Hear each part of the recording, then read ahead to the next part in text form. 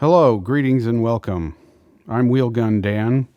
Today I would like to talk to you not just about the Virginia Rights gun rally that happened in January 20th, Martin Luther King Day, in the year 2020 in Richmond, Virginia, but I'd also like to fill you in on some things that all the other people who've made videos on this particular subject didn't mention because, well, perhaps they're not from Virginia or haven't been in Virginia often enough to know some of the deep dive history leading up to that. So a lot of people have talked about that on the internet and everything, and they've got their fill. And so I'd like to go ahead and tell you a little bit of the information you might not know that led up to this whole Virginia Rights gun rally thing. Stuff that I think is very important for everybody to know, but I believe has been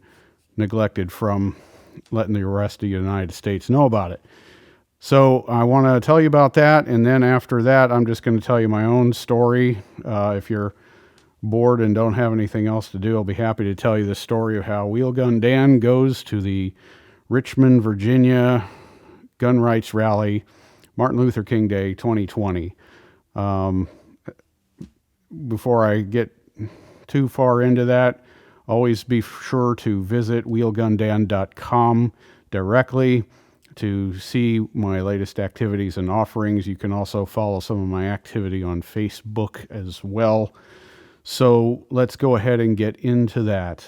So the lead up to the big Virginia gun rights rally that you saw in the news and you've seen a lot of people talk about, there has been a long-standing bad blood between a fellow named Michael Bloomberg of New York and the Commonwealth of Virginia. This is what really put him on the radar in Virginia was that once upon a time, I forget the year, but in recent years, what Michael Bloomberg basically started doing was he started running his own illegal sting operations, self-funded illegal sting operations, where he would send people into stores, gun stores in Virginia to purchase firearms in an unlawful manner.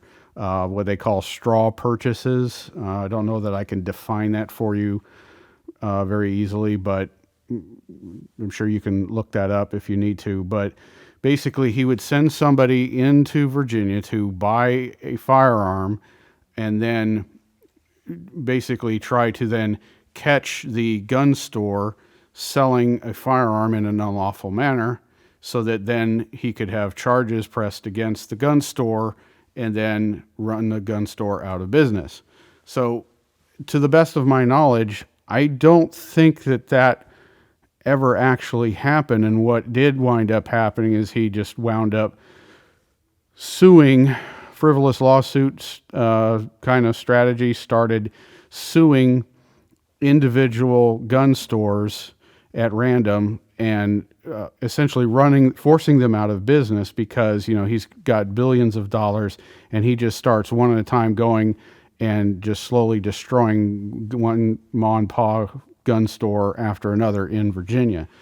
So as I understand it, what then happened after that was the people of Virginia at that time, the legislative body and everything in power went and, is power a right word? The governing body at the time in Virginia then, as I understand it, went and essentially enacted some anti-Michael Bloomberg laws, basically saying that you cannot do that, exactly the kind of stuff he did, which is already illegal. As I understand it, you're not allowed to conduct or sponsor straw purchases in another state. It was a mess. So anyway, so so basically they made some laws in Virginia that said essentially if Michael, specifically Bloomberg, tries that nonsense again, then they're gonna throw the book at him, put him in prison, which is where I think he should be in the first place for having launched such a a campaign against a sovereign state of the United States of America, but he did it, didn't go to jail, anything like that. So eventually that got knocked off.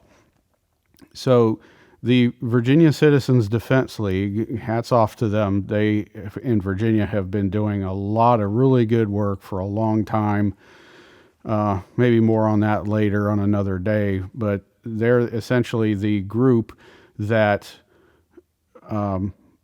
has been doing a lot of great work in Virginia a very long time. And this lobby day, they're big sponsors of this lobby day, big, promoters of this whole thing, get people to go to the Capitol on Martin Luther King Day, and everybody gets to talk to their elected representatives about whatever's on their mind.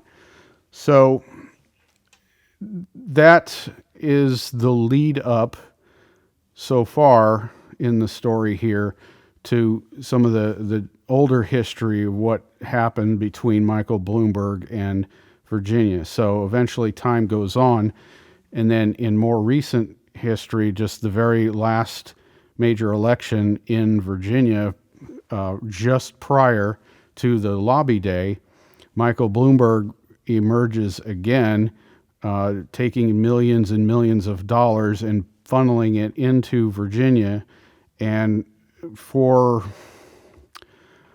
all practical intents and purposes, it is generally believed that Michael Bloomberg paid off the governor and a lot of other people through contributions. I'm sure everything was perfectly legal. I'm not officially accusing anybody of anything, but it is generally believed amongst a good portion of the Commonwealth of Virginia, as I understand it, that essentially you've got all these politicians have been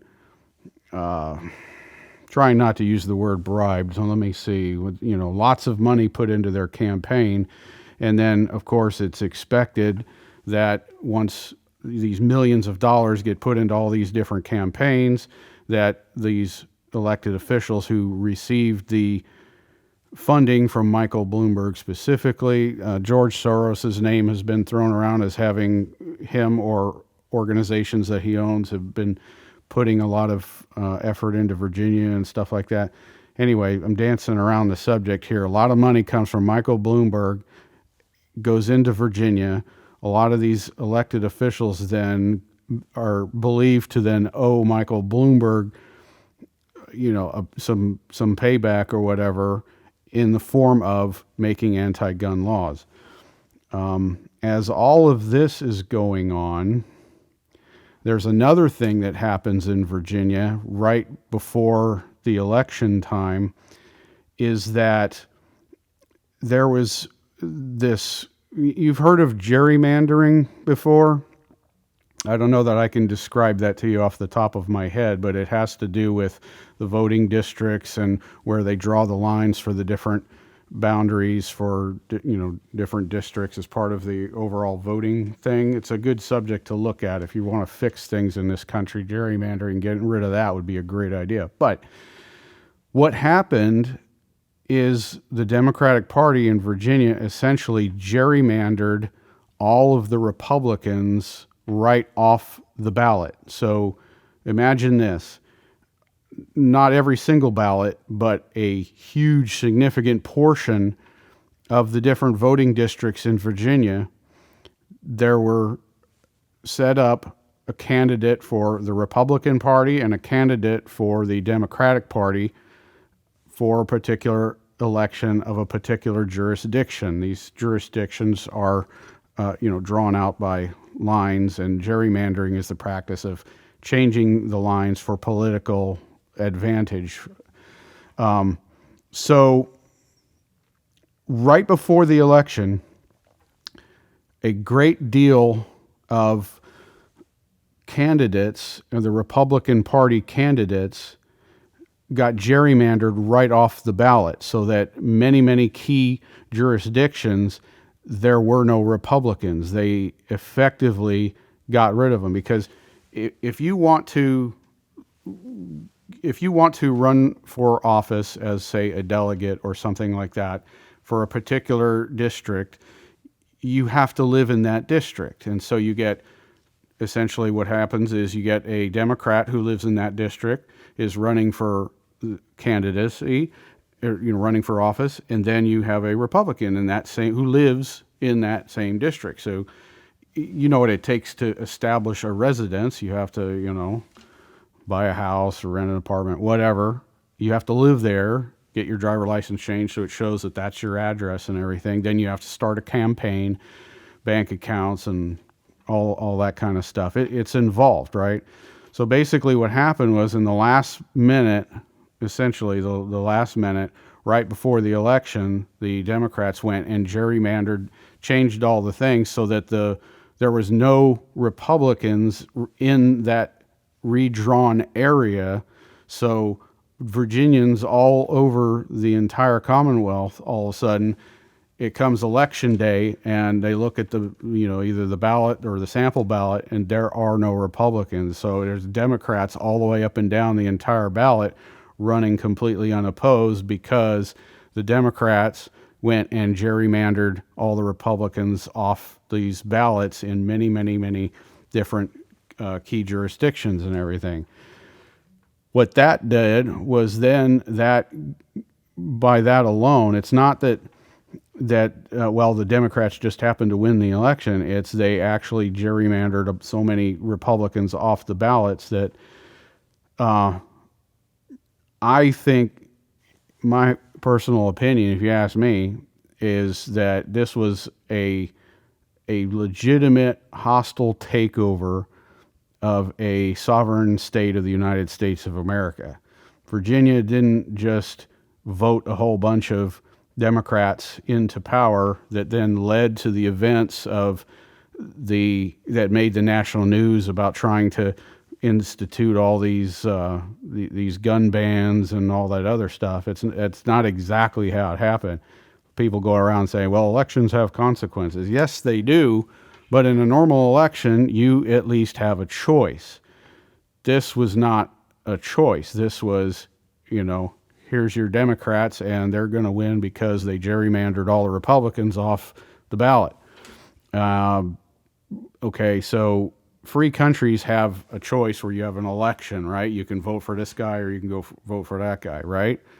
That's not what happened here. This was a hostile takeover of the state of Virginia, okay, in my humble assessment of it. So that's a part that I don't think that people really understand, is the lead up with Michael Bloomberg doing all that nonsense, that he wound up not going to prison for trying to violate some kind of federal laws regarding, firearms and all that kind of stuff. Then there was the hostile takeover of Virginia by gerrymandering everybody. So you say, well, why didn't somebody sue the government and take it to the Supreme Court? Well, they did. They did go to the Supreme Court. There's this emergency lawsuit thing. I don't know all the legal mumbo jumbo and everything, but they went to the Virginia Supreme Court, and I presume that there's an awful lot of left-leaning justices in the Virginia Supreme Court, because they looked at the whole situation and they go, yeah, no, not a problem, and then handed the entire state over to the Democratic Party.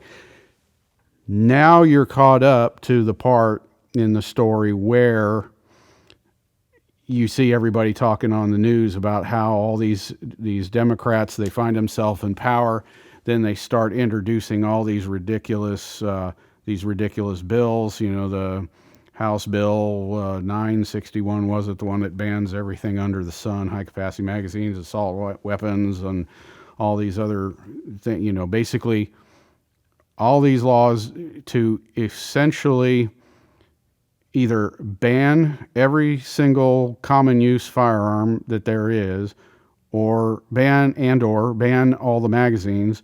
And if they don't ban all these things, then they're trying to get rid of a thing called preemption, meaning that if the Virginia at the state level, makes a law, says you're allowed to have a concealed handgun permit, and you can carry that gun anywhere in Virginia. The preemption laws, the way they were, means that no local county, no local city, no local village or whatever can have their own laws that supersede the state laws. So all the little counties and municipalities and all that stuff have to abide by the state law. So it's one Virginia concealed handgun permit, for instance, then it's good anywhere. So the other thing that they're trying to do is get rid of the preemption so that individual counties and every tiny little jurisdiction, and they're, in some parts of Virginia, you cannot go 100 yards without crossing into multiple jurisdictions, different counties, different towns, all that kind of stuff. So essentially, even if they get rid of the preemption thing and they allow localities to make their own little gun banning rules and regulations and everything, what that effectively does is that means that your state concealed handgun permit is essentially useless, because you drive down the road to go to the store, you are going to cross multiple jurisdictions, 4, 5, 6, 7 different jurisdictions, and there's absolutely no way in a practical sense that anybody could possibly know and learn and memorize all the laws of every little tiny jurisdiction of any size, large or small. So it then wipes out the concealed handgun permit. Yeah, great, you have a concealed handgun permit, but you have no idea where you're allowed to actually use it if they get rid of the preemption thing and stuff. So it's so as I'm recording this particular presentation to you right now, a lot of this stuff hasn't been signed into law yet by the governor or anything like that, but that's the kind of thing that I don't think anybody's really touched on as far as the things that have been going on in Virginia. So yes, I was there, and I'll go ahead and tell you that story in a little bit here, but I wanted to make sure that I got, first of all, to the stuff that I think is really important that I don't think anybody has really touched on, is the deep dive history leading up to this whole thing. So anyway, that's the part that I think you ought to know. So let me go ahead and then, if you're still here and you're still watching and you'd like to know more, let me go ahead and tell you about my experience. I'm just going to tell you the story. Wheelgun Dan goes to the Virginia gun rights rally in Richmond, Virginia. So basically, here it is. It was cold. I was dressed like Kenny from South Park. Gee Willikers, great horny toads. Man, it was cold for me. Okay. Maybe if you live closer to the Arctic Circle than I do, then maybe not a big deal for you. But so my experience with the whole idea of going to this Virginia gun rights rally. So what was going on in the news prior to that is you had a lot of news reports saying that there were certain specific what I call urban terrorist organizations, which are based in the United States of America. I don't want to say their name, but there are some states in the country that tolerate these individuals a lot more than other places. And in a lot of these places where you see them causing a lot of ruckus and chaos and destruction and throwing rocks and bottles, assaulting people, and deploying what in Virginia, by Virginia law, is considered deadly weapons. There's a whole list of those things. deadly weapon. You need to know if a deadly weapon is being used against you in order for you to be able to determine or have an idea if it is legally permissible for you to then use lethal force against someone who is trying to use lethal force against you, as in a self-defense scenario. So having an understanding of this whole concept in different law enforcement scenarios, the police are oftentimes trained to recognize if somebody's attacking them, what level of force are they using, and then you then have to, as a police officer, then you have to, choose the right level of response, either equal to or one higher. Maybe the rules have changed by now. It's been a long time since I've thought about this, but anyway, so I started thinking about the rules of engagement and all this kind of stuff, and I'm thinking to myself, this is the most surreal thing I can imagine. If you've got a whole bunch of these urban terrorists based in the United States kind of groups, and they come here to Virginia, where, and I say here because I'm talking about Virginia, right? So you come to Virginia, they're going to come to Virginia, where in Virginia they carry guns. Arizona, they carry guns. Virginia, they've carried guns for a long time. As a matter of fact, it's been Virginia's been an open carry law state since before the United States even existed, and when Virginia was a much bigger geographical area, and it was part of the British colony for a long, long time. That place in Richmond that this Virginia gun rights rally took place, that has been the seat of the Virginia legislation for hundreds of years, since long before the United States even existed. That elected body of officials has been there since they answered to the king. It's a long, long time. So, Virginia's had a lot of really good gun laws for a very long time, and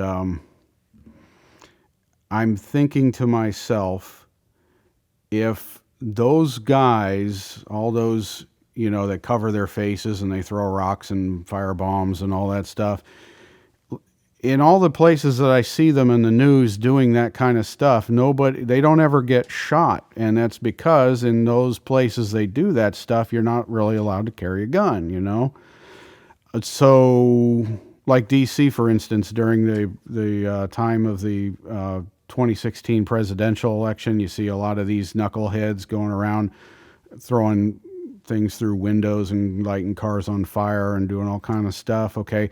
Well, guns are illegal in D.C. for all practical intents and purposes. I'm aware of the specifics of how you can, under some certain circumstances, have a gun in D.C. But for all practical intents and purposes, don't even think of owning a gun if you live in D.C.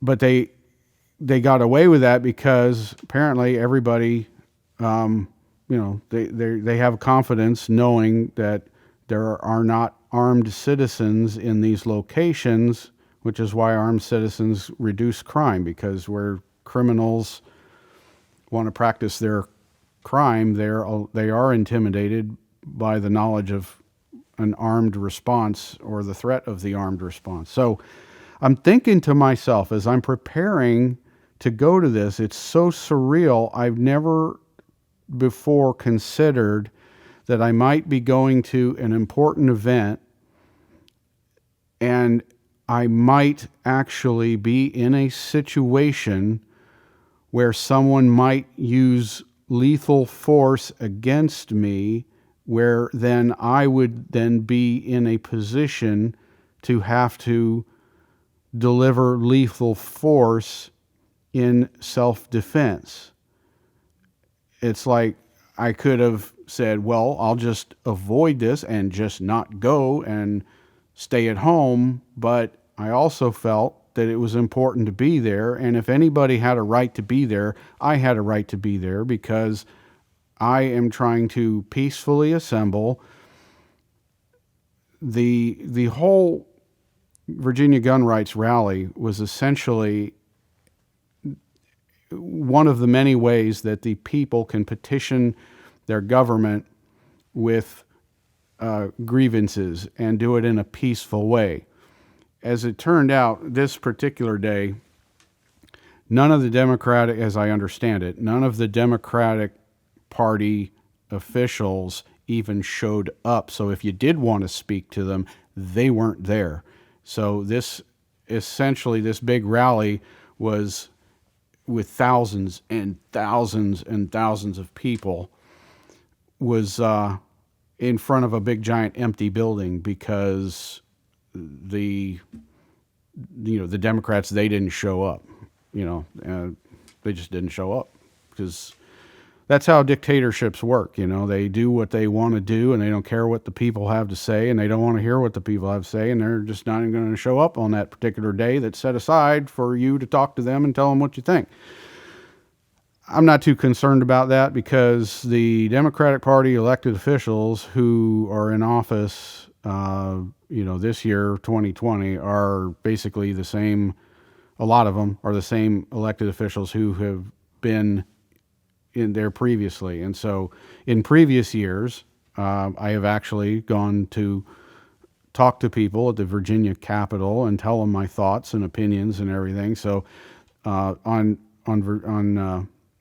the Virginia gun rights rally this time around, I would have, had I had the opportunity to go and speak to these elected officials, I would have wound up already talking to the same elected officials that I've already talked to in years past in person. So I didn't really feel like there's anything new to say. I've already told the same people the same thing year after year. And so, anyways, I felt like I should be there, and I decided to go.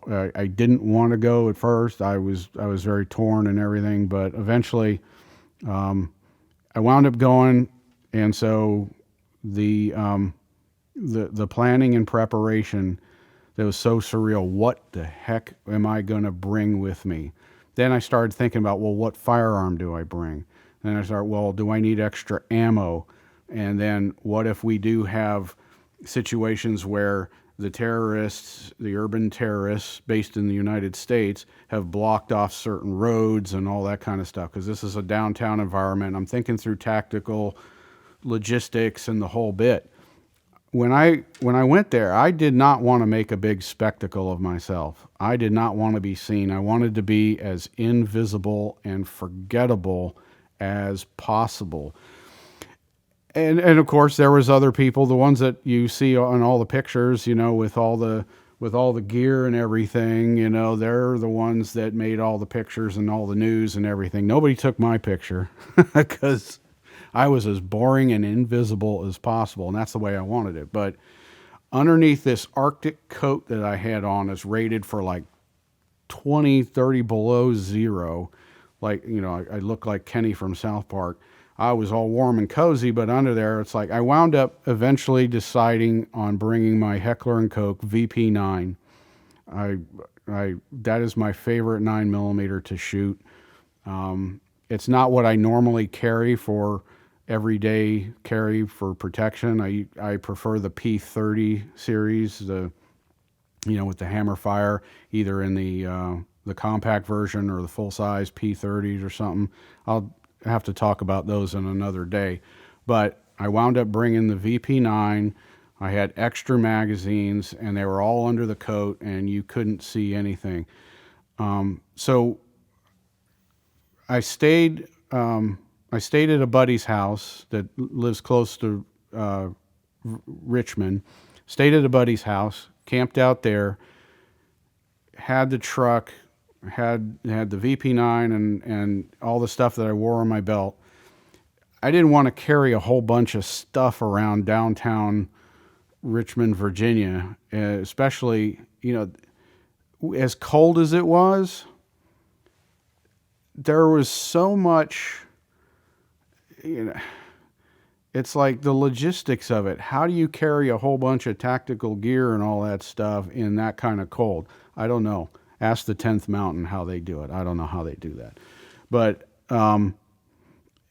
so anyway, so we had to then come up with plans. Well, what if we are attacked? What if they do section off portions of the city and everything? We had to park our trucks somewhere in downtown Richmond, Virginia, and then we had to walk, actually road march down to the Capitol where there was thousands and thousands of people. So there was a huge police force presence, but I can tell you this, there were more AR-15s there than there were police officers by easy 100 to 1. There was a huge amount of firepower there that was peacefully owned by private citizens, including myself. So what the strategy was is I only carried handgun and extra ammo under my big giant coat so I can stay warm to go and just make my presence known there, and I'm a dot in the crowd amongst everybody else. So the strategy was that if all hell breaks loose and all that craziness of urban terrorists blocking off streets and attacking us and everything, the strategy was we have a handgun and enough ammo to defend ourselves and basically shoot our way past any hostile opponents to get back to the truck, or trucks, I should say. There's a couple of trucks we kind of caravanned up there. And so once we got back to the truck, then the plan was, how do we get out of the city? We want to get home safe, right? So we're in this big rally. If all heck breaks loose, how is our plan to get back home? It comes about in two stages. We realized we'd have to get back to the trucks. Then from there, we have to get from the trucks, we have to get on the highway and get out of the city so we can go back home safe to our families and stuff, right? So two different stages. So handguns to shoot our way back to the truck if necessary, if we're threatened. Once we get back to the truck, we've got AR-15s, hordes of ammo, preloaded magazines, and extra ammo for the handguns. We also have food. We have provisions. If the roads leaving downtown Richmond are barricaded and blocked off by the urban terrorists, which are based in the United States, then we have to, maybe stay there a while. There's a couple of things, of everybody that or even heard of going to this Virginia gun rights rally in Richmond, Virginia, how many people do you know that prepared themselves by bringing a portable toilet with them in the vehicle in case they got stuck in the city? I did that. I brought a portable toilet. We brought food, brought provisions, water, ammo, all kinds of stuff that if we were prevented from leaving the city, we were capable of camping in place and wherever we parked the trucks, or because we have four-wheel drives, then we, could maybe also try to sneak out somehow and find some route, but that would be difficult because there's like a river and so we were basically, however long it took, we had, warm gear, we had food, we had water. I had a portable toilet, which is essentially, a 5-gallon bucket from the hardware store they sell these kits where it's a toilet seat and then you got these heavy duty plastic bags. You put the plastic bag in there, you put the toilet seat on the 5-gallon bucket, lift the lid, you got a place to go to the bathroom and seal it up when you're done. Anyway, so the planning and preparation for that was just surreal. But as it turns out, guns really do save lives and they do intimidate the criminal element. The presence of so many firearms overwhelmingly demonstrated to anybody who wanted to go there causing trouble that had they done so, they would have been met with a an armed response, an overwhelming armed response. Let me just leave it at that. Okay. So guns save lives. Armed society is a polite society. and it was a very peaceful thing. It was a very tense situation, and I wouldn't, it's like, what kind of things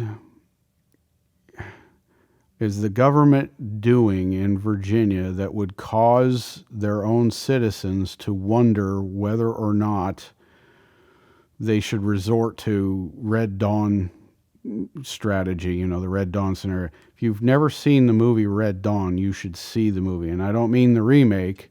The remake was pretty good. I was surprised. The Red Dawn movie, the remake, the recent one in the 21st century, that didn't suck as bad as I thought it was going to suck, but you definitely need to understand and see the very first Red Dawn movie if you haven't seen that. It's required watching. So it's a really scary thing when the government's doing things that cause patriotic, freedom-loving Americans to wonder whether or not they're going to have to use force in order to restore freedom to their country in the event that their country is taken over by some kind of hostile dictatorship, tyrannical power, by any name you want to call it. Weird situation. Surreal. American citizens shouldn't have to go through that. If you're an elected official, you're expected to support and defend the Constitution of the United States. Your job, number one, is to protect the rights of the citizens in the country, and then also, make sure that the potholes in the road are filled in and the bridges work and all that kind of stuff. So got home safe. Everything went off without a hitch. And, I don't remember a lot of people saying this either when I watched the other videos on YouTube about the event. I can't tell you how many times I saw guys, carrying AR-15s loaded for World War III and everything, walking past all the hundreds of Virginia State police officers. They were stationed everywhere. They had snipers on roofs. They had them everywhere. As they passed these police officers, they stopped to thank them for their service and kept on trucking. And it was very polite. The police, the Virginia State Police, it was the dominant law enforcement agency there at the Capitol. Everybody was nice. Everybody was polite. The attendees of the rally, armed to the teeth, would routinely thank the police officers for their service. And the police officers were very nice and very polite to all of us who were armed to the teeth. It was it was really a really interesting experience. It was surreal preparing for it. And as nice as everything turned out to be, I don't think that we should have rallies like that, in the sense that the government shouldn't be doing things to threaten our freedoms and take away our rights and all that. Shouldn't have come to this. Shouldn't ever have come to this. Anyway, so thank you for listening. If you're still here and you haven't fallen asleep yet, let's see. There is a way that you can help my channel if you like. If you have a PayPal gift account, or if you have a PayPal account, you can use the gift feature to send a contribution to tip jar at wheelgundan.com. And you can send, I don't have a Patreon account, and I can't guarantee how often I'll be able to produce content or anything like that. But if you would like to help me out, it'll help me in more ways than you know. So thank you for your time and attention. I hope that the information I provided is useful to you. And so I am going to try to figure out maybe how to tag something interesting onto the end of this video. Maybe I'll include some footage of me shooting my VP9. I also brought my my Bravo company Recce 16. That's the other thing that I brought. So that's what I'll do. I'm going to show you a picture of my VP9, my Heckler & Koch VP9. I'm such an HK fanboy lately. Oh my gosh. Wheelgun Dan likes HK handguns. Yeah, more on that later. And Bravo Company AR-15, the Recce 16. Those are the two guns that I decided to trust my life to get me home in what could have possibly been a nightmarish scenario. So those are my two favorite brands of firearms for defending, life and country and all that stuff. So that's it for now. Let me part from you now to show you some video footage. Thanks for watching.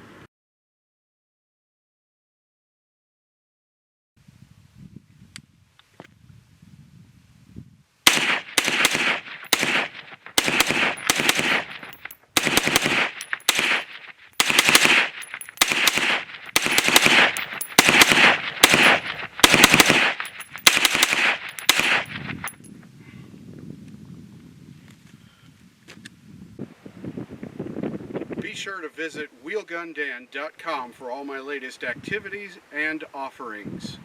Thanks for watching.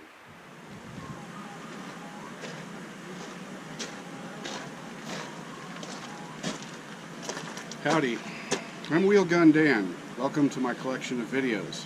In this collection of videos, I'm going to talk about America, guns, and freedom. So welcome. Feel free to peruse the collection of videos. Should be a thing around here someplace to click like, subscribe, notifications. So enjoy yourself.